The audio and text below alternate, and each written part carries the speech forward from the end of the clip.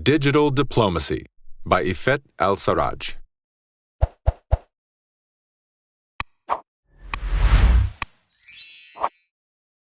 Ever since the Industrial Revolution, technology has been at the lead of all major changes in our lives. But once technology came up with the Internet, the whole world started to play catch-up. Born from our need to communicate, social media forced us into a world where things can no longer be as they were.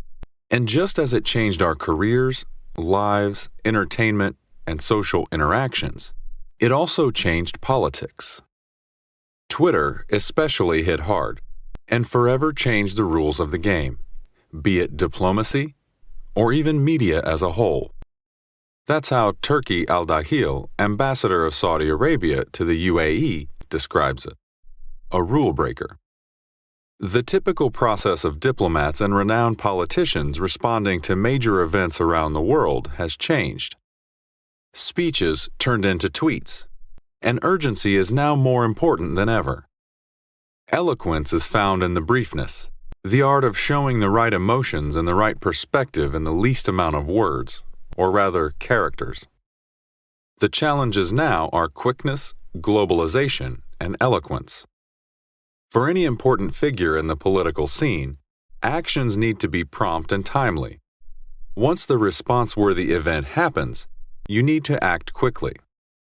Everyone knows it only takes a few seconds to tweet, so being late is not easily forgiven, and a delay of just one day can be taken as a negative stance on an important subject. Next comes globalization. Once you tweet it, everyone around the world can access it, and Twitter can even translate it for them if they don't understand your language. In a matter of seconds, you can make your views known to the whole world. While that is a privilege in terms of access, it makes for a huge challenge in terms of making your point across the language and cultural barriers, standing for your principles without offending anyone. Finally, the key challenge is eloquence. You only have 280 characters to make your point, so you need to find exactly the right words that can deliver your message without the risk of being negatively misconstrued. While it is theoretically easy to respond to and clarify any misunderstandings, it still remains a highly difficult task to convince people that this clarification was always your true intent, and even more difficult to get people to read the response in the first place. However, these challenges are mandatory, as the world takes digital diplomacy as an integral part of their foreign affairs policy. Countries like the UK and the US have teams and departments solely dedicated to the digital strategy of their country's foreign affairs. And even here in Saudi Arabia, we're seeing great efforts to improve the country's digital diplomacy. Digital diplomacy starts at the foreign ministry level, but it branches down to the embassies located around the world.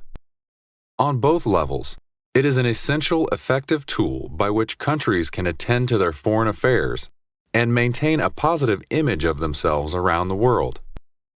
It offers countries a prompt and effective communication channel to improve their international relations.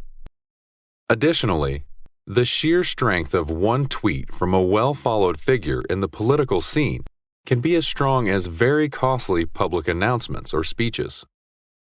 This reduced cost gives countries better maneuverability, especially when addressing smaller issues. In a way, digital diplomacy to countries is what digital marketing is to companies. It includes proximity with audiences, building relationships, and branding. And in this day and age, no country can survive without it.